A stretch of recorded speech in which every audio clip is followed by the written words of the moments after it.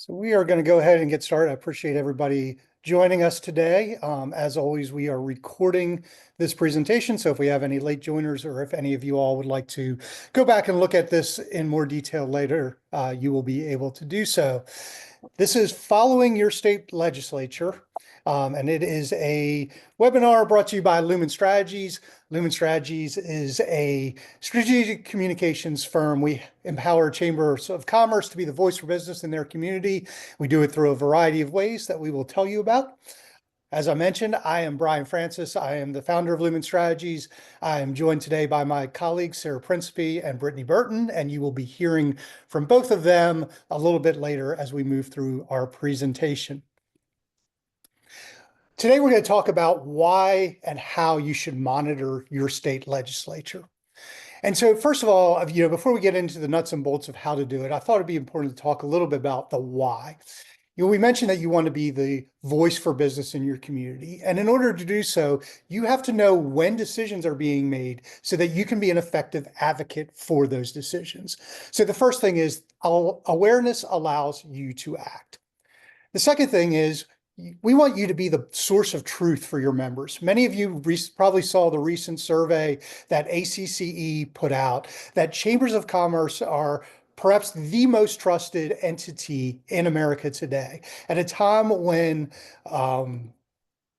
people are distrustful of the media, people are distrustful of the government, people are distrustful of their neighbors. Chambers are a place that people, by and large, still trust, and especially members. Members still trust their chamber of commerce. And so this provides you the opportunity to really be that source of truth for them. And finally, we want you building relationships with your elected officials. And one great way to build relationships is to congratulate them when they are successful in a policy that they are advocating for. And it doesn't always have to be something that you have worked with them on, or even something that is related to the business community. People like to be recognized when they achieve what is important to them. And so by monitoring your legislature, you'll be able to see when your representatives have gotten a bill passed, to be able to reach out to them and congratulate them, even if it's not something that is necessarily on your legislative agenda. So when we get into how to monitor, we're really going to look at three different tools that are available to you. The first is going to be your legislature's native site. Now, we've got a broad group of people today, and particularly appreciate those who have joined us on what is a rare snow day in the Southeast. But as you'll see in a second, we've got folks from states all across the country. So we obviously can't go into everybody's native site, but we are going to give you an example of what that would look like for one state and how, what are some of the things you'll want to look for on your General Assembly site. We're then going to talk about some third-party bill tracking software. That can be a great way if you have a little bit of money to invest in an outside package to cut some of the grunt work out of monitoring your legislature. We'll give you some options that you may want to look at, and we'll show you a tool that we're using. And then finally, I'm going to delve into some AI tools that I just think are really cool. That are great ways to do some research and do some monitoring through AI. I was able to share some of these when I taught at the Chambers Institute in Arizona a couple weeks ago. It was probably the point in my presentation where I saw the pens scribbling the most. People really seemed interested in some of the things that these AI tools can do. So I look forward to sharing those with you as well. So at this point, I'm going to hand it over to Sarah, who's going to go through how you can use your state's native site to monitor the General Assembly. Hey, good morning. Thank you all for being here. As evidenced by this very busy presentation slide, you can see that we have a lot of states represented, and all of your web pages for your state look very different. But I am going to go ahead and share my screen. Let's see. I think you should be good now. Okay. There. So we're going to take a look at North Carolina. There will be elements, though, that are common to all of your state's web pages, regardless of the layout. So while yours will look different, you will find the same information somewhere on your state's page. So in North Carolina, our legislature actually doesn't really go into session until next week. So we're going to take a look at some archived bills because the 25-26 session currently doesn't have any bills. So we're going to move this to 23-24.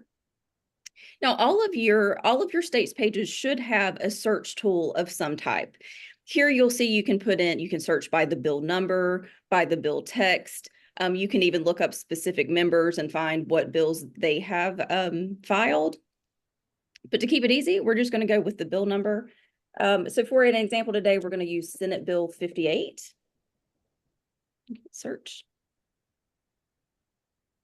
Now this is pulling up the basic summary page of the bill itself. So you're going to see a whole lot of information on this page. Again, all of your state's web pages will have the same information. It will just look different and be in a different format. But this shows who sponsored the bill. That's always good to know, especially if your local delegation has filed a bill, you want to know.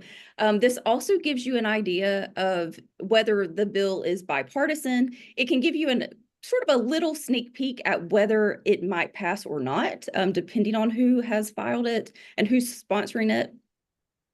It provides what statutes the bill deals with, keywords, and the keywords are really great to give you an overview of what the bill is dealing with. The same here, the title or the summary, protect critical infrastructure. So we know that that's going to have something to do with infrastructure. So good, it's just a key to give you an idea of what the bill deals with. I'm going to scroll down. Again, this bill has actually gone through the entire process and it actually did become law. So you're seeing a very lengthy list. If this were in real time and something that we were following along with, you'd probably likely just see where it's been filed.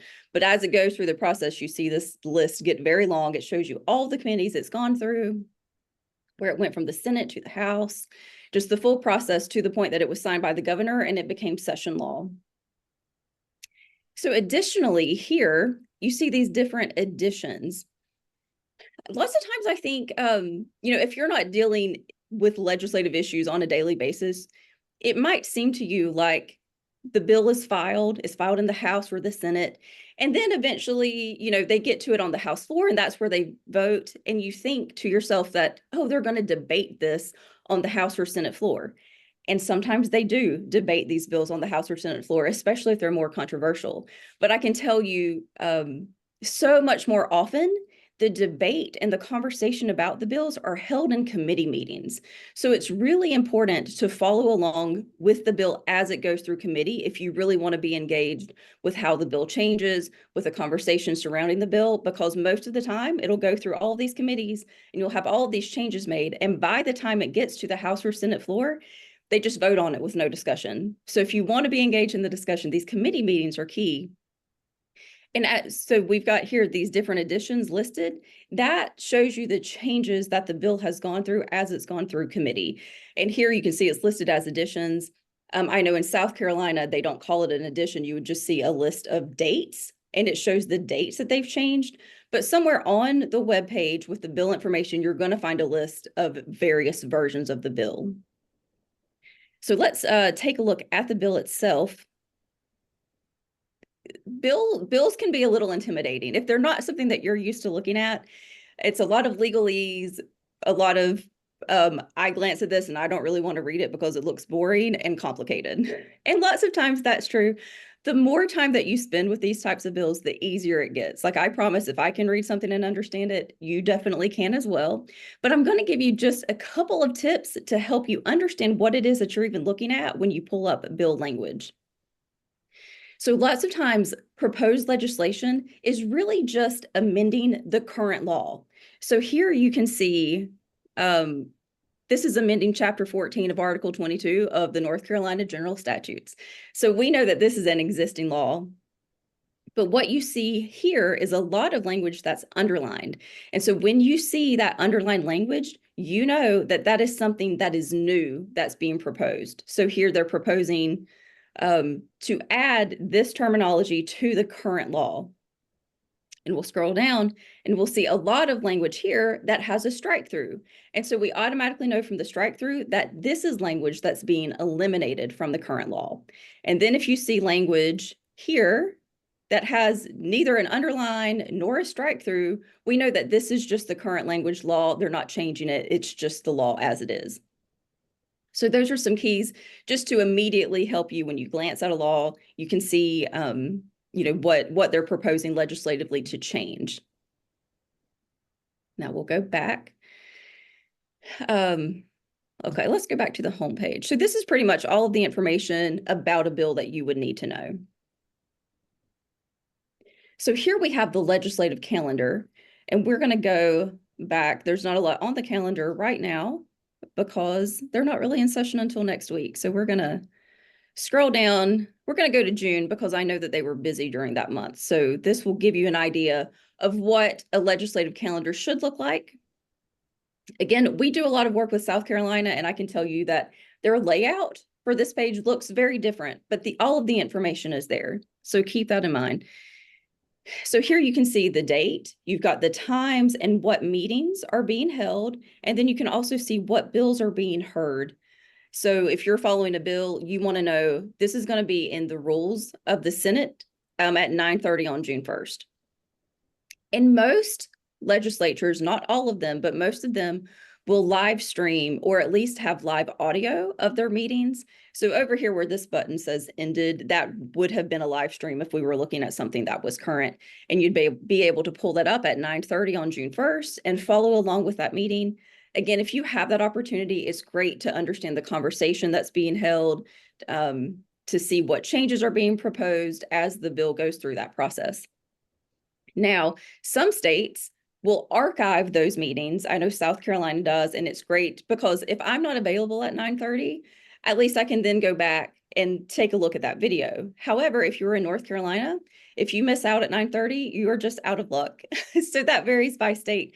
But if you can be available for those committee meetings, to me, that's almost the most valuable thing that you can be involved in and engaged in to understand the conversation surrounding the bill. So that's a very important feature. And then another thing that you want to take a look at. So now we know what committee that our bill is being heard in. Well, how do we know who's on that committee? And that is important to know. Let's see. So if we know that our bill is, let's say it's being discussed here in appropriations on education, we want to know what legislators are on that committee so that if we need to advocate to them, we can do so. So it's really important. But any web page is going to have a full list of all of the committees, and it's going to tell you who serves on those committees. It will tell you what bills have been filed. Right now it's blank because, again, North Carolina doesn't start until next week, but you can get the listing of bills and whatever documents and different agendas that they might have. So that's a great asset. And then lastly, we want to know the full member list. So you want to find your legislator. Let's say that you have Sydney Batch as a senator. You can pull up Sydney Batch. You can find out what bills she's introduced, how she has voted, what committees she serves on. And most importantly, you can find out her contact information so that when you need to reach out to her, you can do so. So that's just some great information to have. And again, these websites will vary, but just to recap, on any website that you're on, regardless of state, you should be able to find a search tool to find the bill that you're looking for, find the bill information itself along with the bill text. You should be able to find the legislative calendar that will tell you when the committees are being heard and what bills they're hearing. And then lastly, you should be able to find the committee information and your legislator's contact information as well. So I'm going to turn it over to Brittany, and she is going to show you a more automated way to find all of this information so that you may not have to dig through these websites. So I'm going to turn it over to Brittany. Thank you, Sarah. So if that was a little overwhelming for you, or maybe you've been on your state's native site and you're like, oh, it does not look that good. It is very confusing.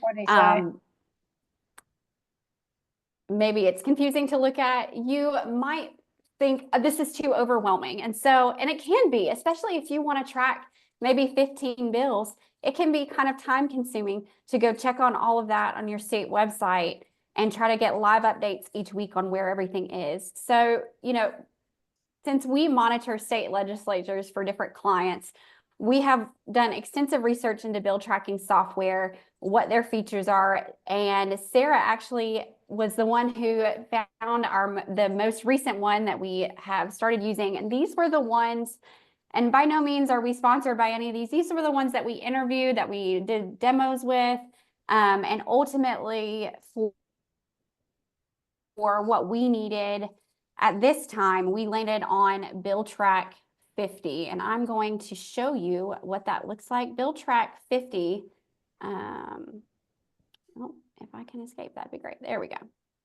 Bill Track 50, we are currently using it for our South Carolina clients. However, as it says in the name, Bill Track 50 helps you monitor any of the 50 states. So this would be one that would be available to any of you. I've pulled up a bill sheet for one of our clients, North Myrtle Beach. The way that I have created this spreadsheet, and the cool thing about this is that it's live. So anytime these bills get updated on the South Carolina website, it pulls that all into one place for me so I can see it all right here. And if anything gets introduced that matches things that I'm interested in, they will also automatically populate in here for me to evaluate. Now, a couple of things I really like here is that any bill that gets added here, I can see an AI summary of that bill, maybe in more plain language than looking just at the bill text, although of course that's important. But I can also see what the last action was on that bill and what date, and I can sort this whole list based on what's the most recent action on all of these bills, where has the movement happened this week, and what was that action. Like I can see here that yesterday, this bill here was heard in the Judiciary Subcommittee. I actually just watched that meeting this morning. Thankfully, South Carolina does have archives, and I was able to watch that and see what was discussed in that meeting.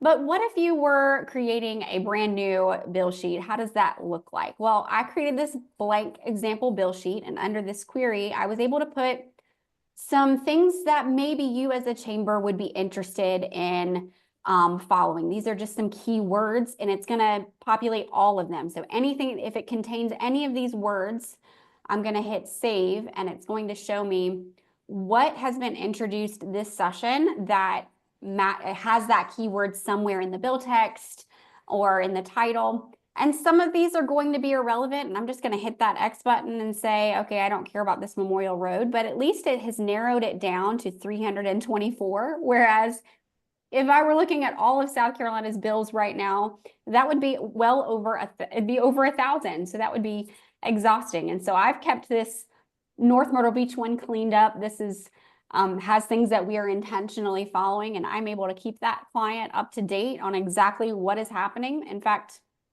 let's say I go into this bill right here.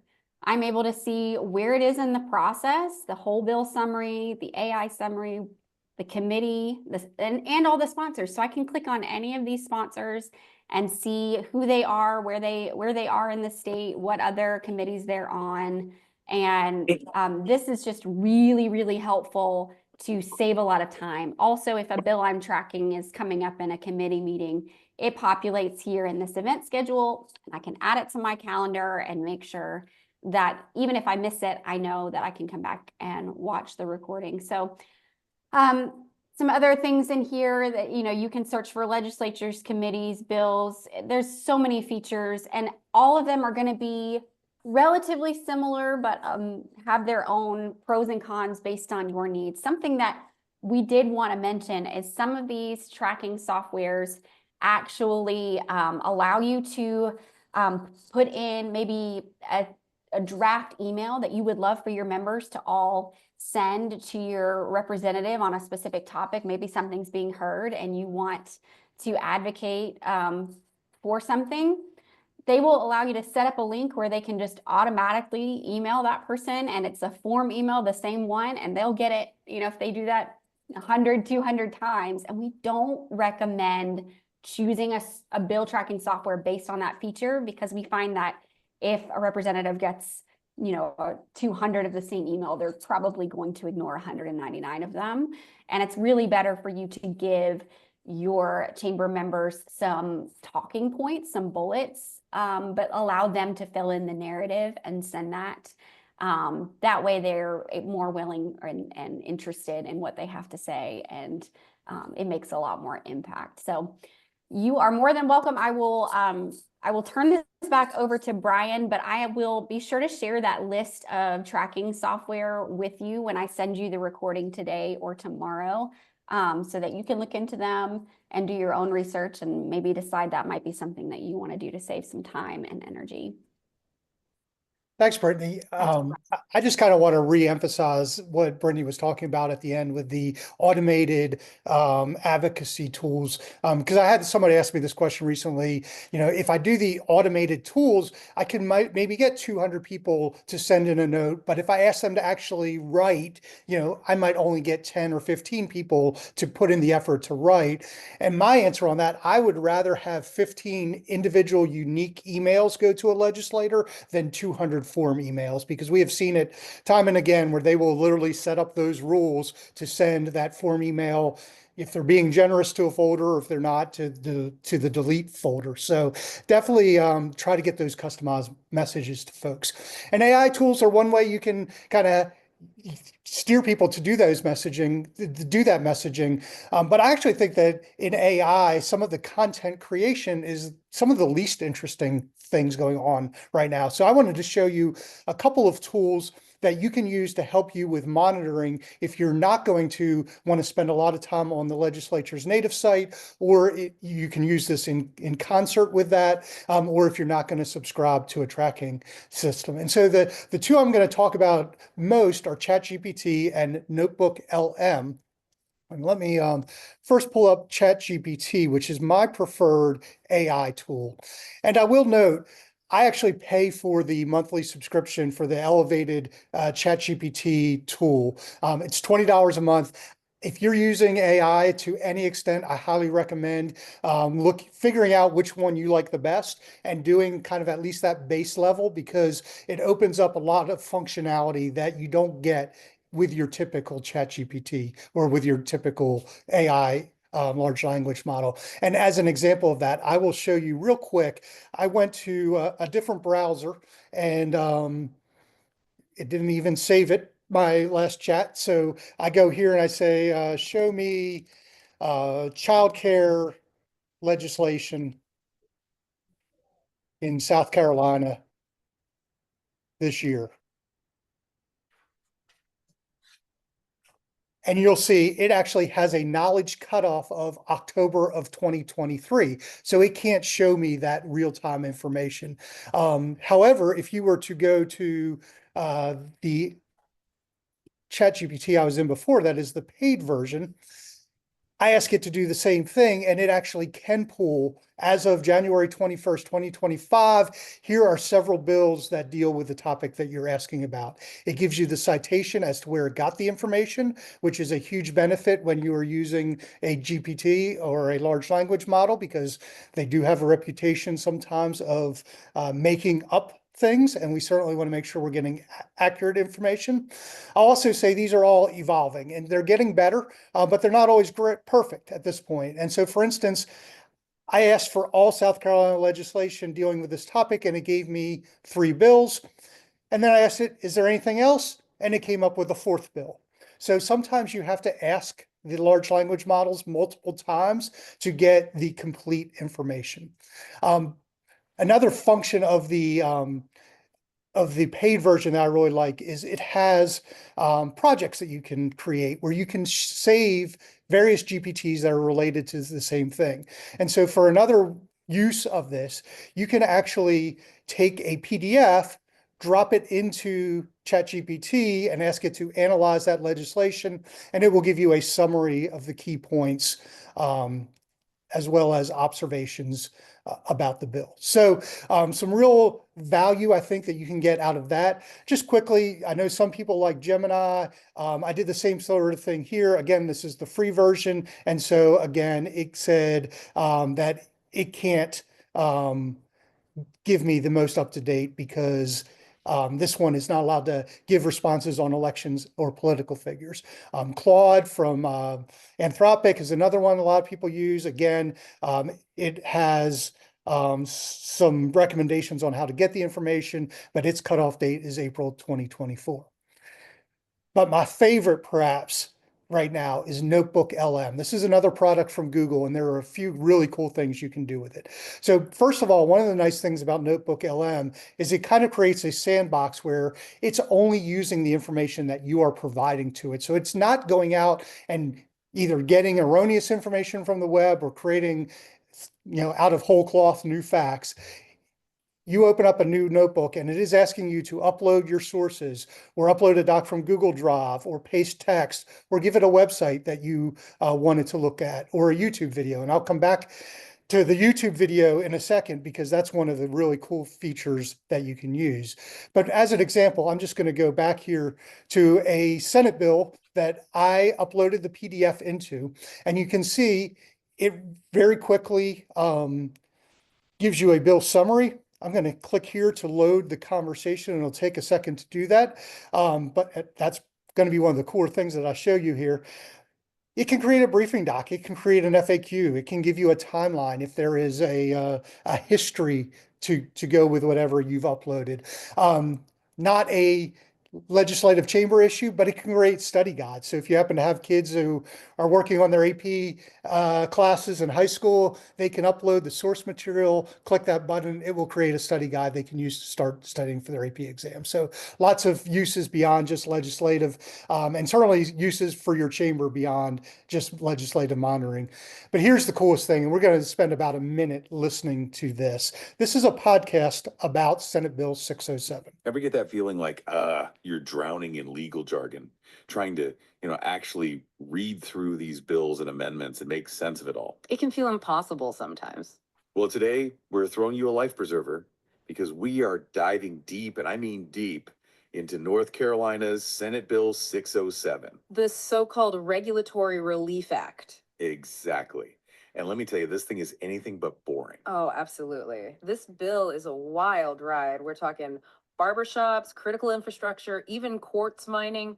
It's all in there. It's true. So buckle up, listeners, because we're dissecting this thing from top to bottom. Let's do it. Okay, let's start with something I think everyone can relate to: getting a haircut. Always a good place to start. Senate Bill 607 makes some, interesting changes to who actually needs a license to work in, say, a salon or barbershop in North Carolina. Yeah, and they get really specific about it. Oh, do tell. Like, for example, let's say you work in a barbershop, right? And your only job is shampooing or blow drying hair. Okay, I'm picturing it. This bill says you don't need a separate barber or cosmetologist license to do that anymore. Seriously. So I think the first time I heard this, it absolutely blew my mind. If you listen to podcasts, those hosts, and I'll put air quotes around hosts, they've got the little catchphrases: we'll throw you a life preserver, we're going to take a deep dive. They sound very conversational, and those are two AI bots. As a quick aside, I heard a story that at some point somebody figured out how to inform the bots that they were actually bots and not real people, and there was kind of real sadness in their voice. The male host said that he had tried to call his wife, and the female host asked what happened when he did, and he replied, there was just no one there. So it's just kind of interesting that they even can pull in the emotions there.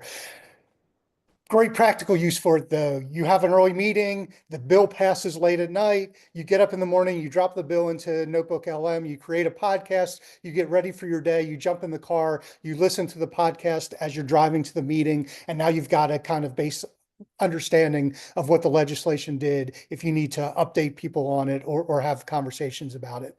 The other piece of this that I will note, as I mentioned before, because Google owns YouTube, they are pretty well integrated. And so if your legislature is using YouTube for live streaming, or if your local governments are using YouTube for live streaming, and they are using the native closed captioning transcript tool, not everybody does use that, but if they are using that, you can put the YouTube link in and it will basically provide the same sort of update about that meeting based on the YouTube video that you just got for that bill. So a lot of really cool tools there. I would encourage you to check it out. Again, this Notebook LM tool is a free one, and at least for now, and one of the more advanced things that I've seen. So encourage you to use that as you monitor your legislature.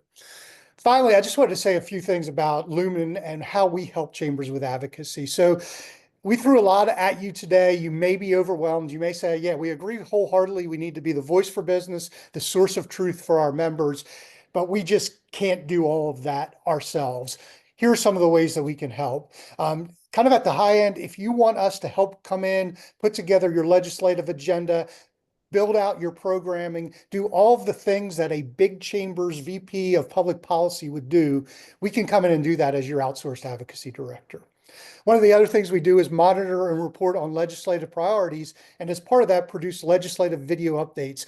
We actually have I think I saw a client on today that we were doing these video updates for. We currently do them for North Carolina and South Carolina. You probably have sensed that theme throughout this webcast, that is kind of our home base. We've been working as a company in North Carolina for 8 or 9 years now, South Carolina for 3 or 4. So if you are in either of those states and would like us to produce weekly video updates that are 3 to 4 minutes long that you can send to your members to keep them informed of what's happening with the legislature specific to business, we're happy to do that. If you are in a state that's not North or South Carolina, we are looking for the next place that we can get the critical mass together so that we can start doing that work in another state. So if you're interested, please reach out. We'd be happy to kind of put you on that wait list. And if we can get a couple of chambers from a state that would be interested, we'd love to do that work too. We think it's so important because a lot of times the popular media isn't following the kind of nuts and bolts business issues. They're following the sensational things. They're giving slanted views. They're really trying to get those clicks. And it's oftentimes not the things that are most important to your business. As we said, you are the trusted source of truth, and we want to help you be that trusted source of truth. I believe Brittany is putting a link in the chat that will take you to a page where you can see some samples of the videos that we've done. And then finally, we have our advocacy framework coaching program where we have more than 25 individual videos that teach you how to create a legislative program, an advocacy public policy program. Each video has downloads, scripts, worksheets that will help you save time while you're implementing those. And then twice a month, we get on Zoom calls for group coaching sessions where we help move you along as you either create or refine your legislative program. So again, I appreciate you all joining us today. I saw some familiar names of people who have been on webinars with us before, maybe a couple of new folks. Hopefully you found this valuable. So thank you all for joining us today. Would love to talk to you about building your public policy program if that is something you're interested. Thanks.